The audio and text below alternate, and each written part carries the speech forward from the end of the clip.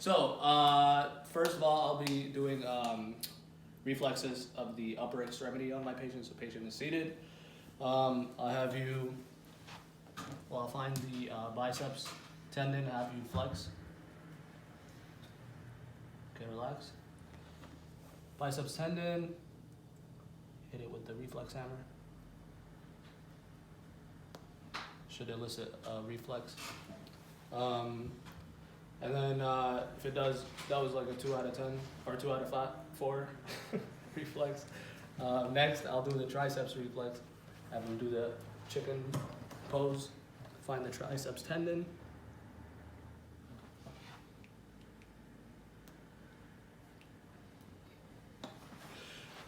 Should elicit a 2 out of 4 reflex. And lastly, I'll do the brachioradialis. So I'll find the tendon for that. And that should also elicit a 2 out of 4 reflex. Next, I will do, I'll examine for upper motor neuron involvement using the inverted supinator sign.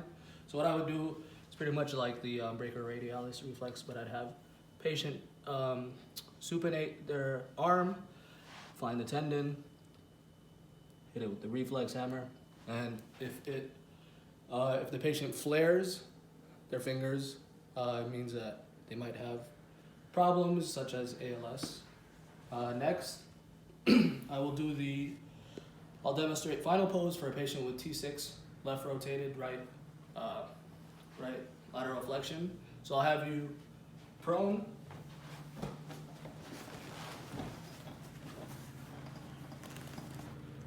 I'll find T6.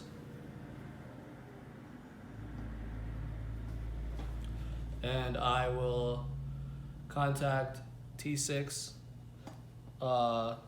the left side of T6 with my left hand or left pisiform.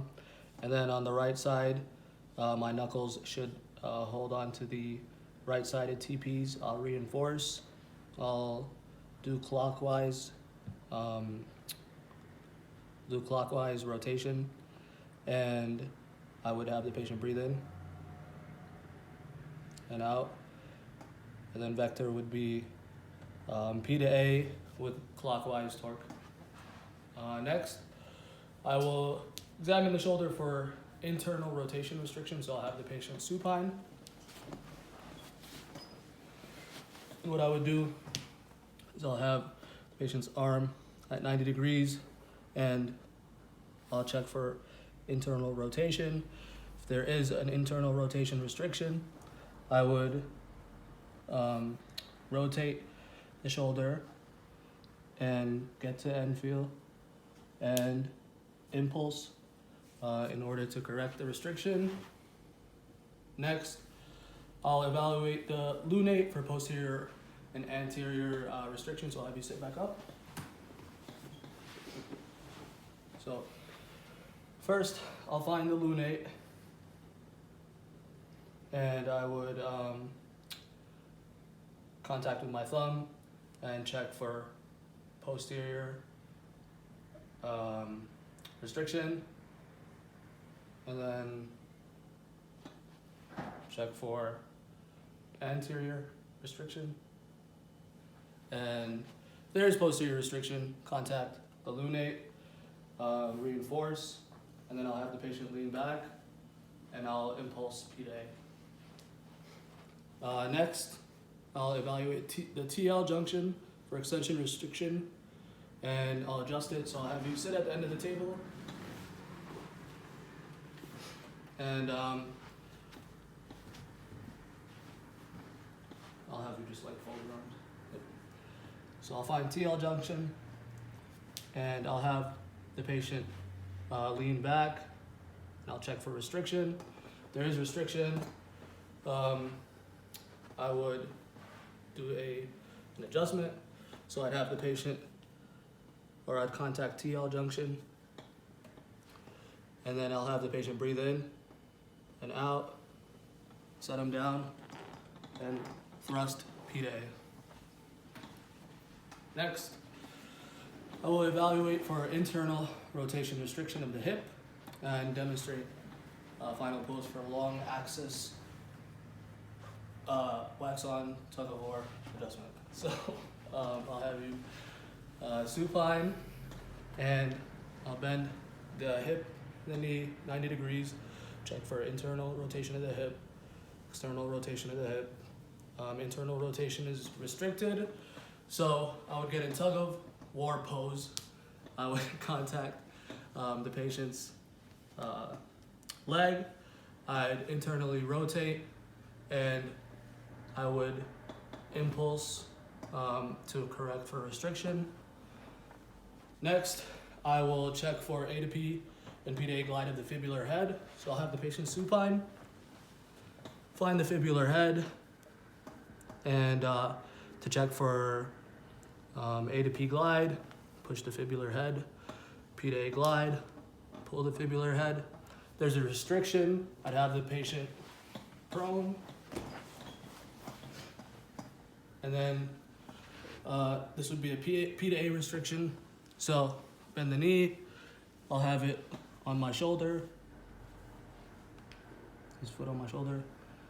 I'd contact fibular head with pisiform, reinforce, lift up, and then impulse back to correct her P to A restriction. Next, I'll evaluate the MCP for internal external flexion extension restrictions and demonstrate the cork screw mobilization technique. So I'll have you supine, and it'll be the first MCP. So I would first evaluate flexion, extension, right rotation, left rotation, and the corkscrew technique. I would pull the toe out, the MCP. If it's restricted, right rotation, I would rotate to the right and then impulse laterally. Next, I will evaluate the patient for normal muscle strength of L4, L5, S1 nerve roots without touching the patient. So the patient will be standing up, and for L4, I'll have you take your socks off.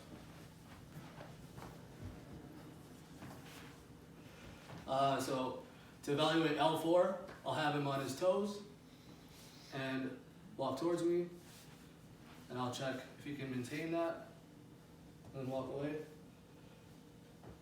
And then for L5, I'll have you on your heel, so toes up, walk towards me. I'll check if he has any problems with that, and then walk back. And then lastly, for S1, I'd have the patient laterally, and then walk towards me like that, and then turn around and walk back. And yeah, that's all I got.